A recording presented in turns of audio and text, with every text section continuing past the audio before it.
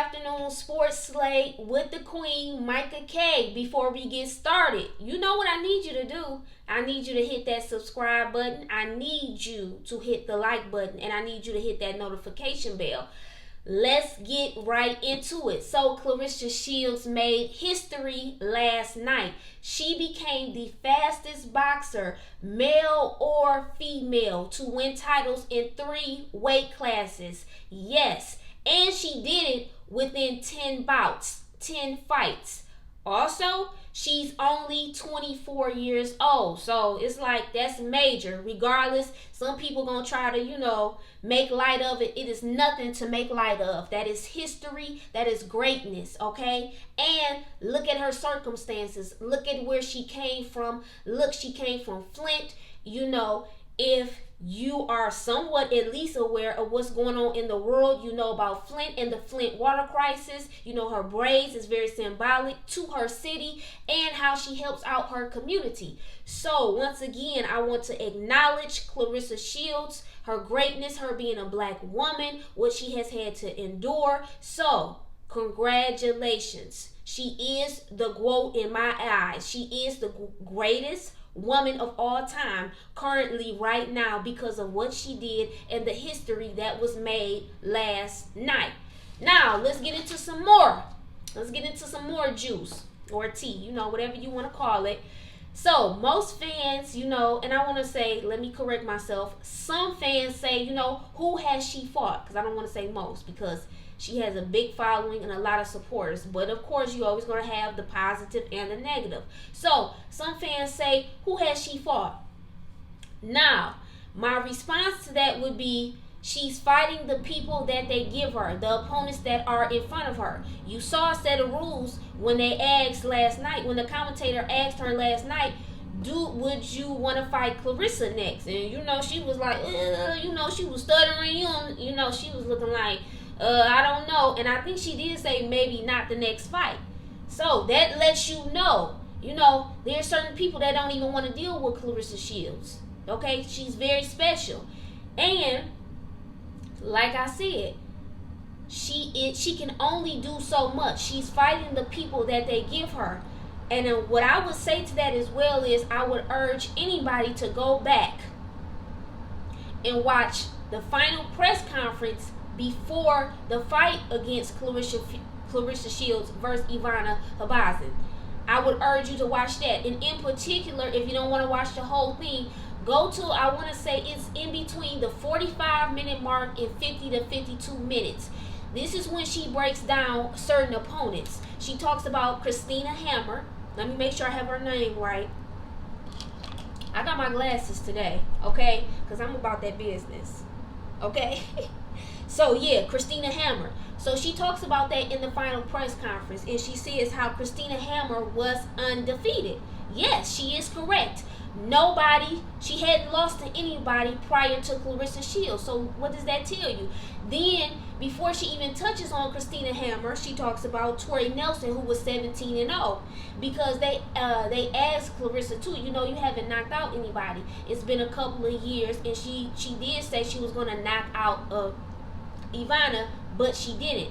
But she told, she was talking to the public during the press conference and saying, all that matters still at the end of the day is to get that W. And she is correct. And she always gets the W, and she still dominates.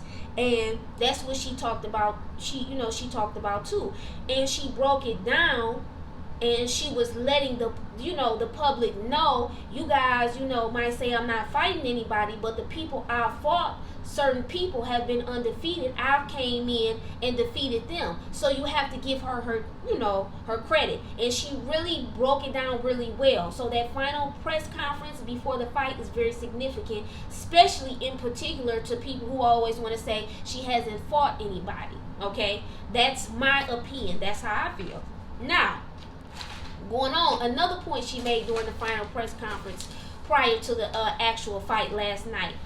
She talked about how she had to learn how to be a professional. Now I'm looking down at my notes, so if I'm not looking directly to you, my beautiful subscribers, my beautiful people, the new people that's going to subscribe soon, I'm looking down. I'm looking at my notes, okay? So she said she had to learn how to be a professional. She had to learn how to place her punches and land them. Not only does she says that, she said she slowed her punch count down. And she had to learn how to be more patient with her timing and her accuracy. Now, another significant point is when she talks about the Olympics. In the Olympics, girls or women have to fight with headgear. In the Olympics, in amateurs, the boys, the men did not have to do that. So I think that's very significant too, because she's letting you know she has to progress, and now she's finally coming into her own. She's basically trying to become more comfortable with everything, just being in that professional atmosphere. And also the pressure she's up under, that is not acknowledged enough. So she's doing all of this only being 24 years old, coming from where she came from, and progressing. Man, it's phenomenal when you really think about it, when you really sit and think about it. So another thing that I said, I wasn't going to go too into was, talk about politics and race. I always tell people, this is something that I tell people all the time. Sports is not just sports. If you really, really pay attention, if you really look closely into it, it is so much deep. It is so much deeper. And Nelson Mandela said, he's been quoted on saying this, and of course, we know he's no longer with us. The great Nelson Mandela said, sports has the ability to change the world. And that is such a powerful statement. And that's why when you hear people talk about sports and say, oh, you got to leave politics out of it, you leave race. How can you? We live in a world where that is always constantly talked about. Politics is in sports. Race is in sports. Racism. Okay, let's be truthful. Let's be honest. Because there are certain narratives and certain things that have been said that will give you, make you think differently about certain situations. And what I mean by that is, let's be honest, Claressa Shields is a black woman.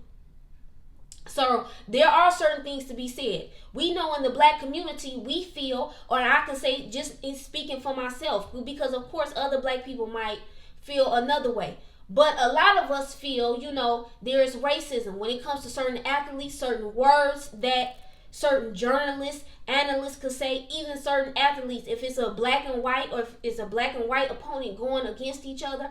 And I think, of course, you want to be fair, but you got to call a spade a spade. Would you say certain things about a certain athlete if they were not black, if they were not white?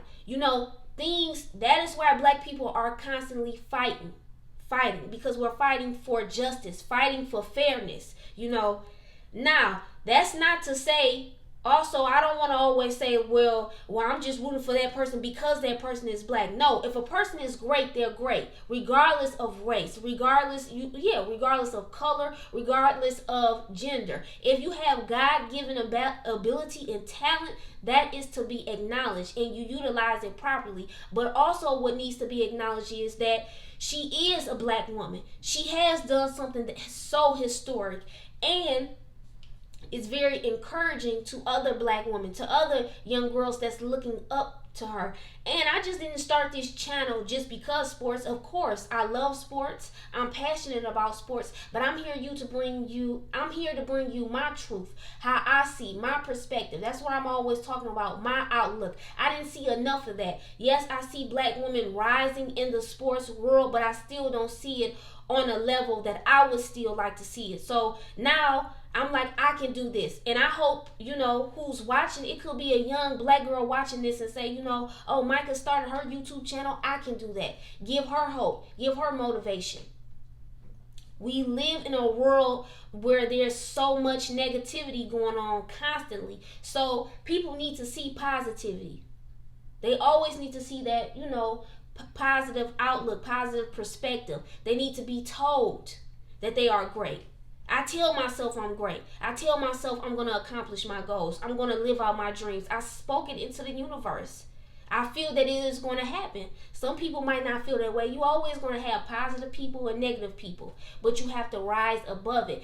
And getting back to Claressa Shields, that's what I'm talking about. She rose above her circumstances. She rose above the hate. She rose above there is no telling. Yes, we've seen the documentary, but there is no telling what she really had to endure mentally. She's probably really only scratched the surface. That's why they're going to do a movie on her as well. So it just shows you how courageous she truly is. And of course, some people are going to disagree and some people are going to agree. But I wanted to come on here today to acknowledge greatness. And what she did last night was great. So I'm done.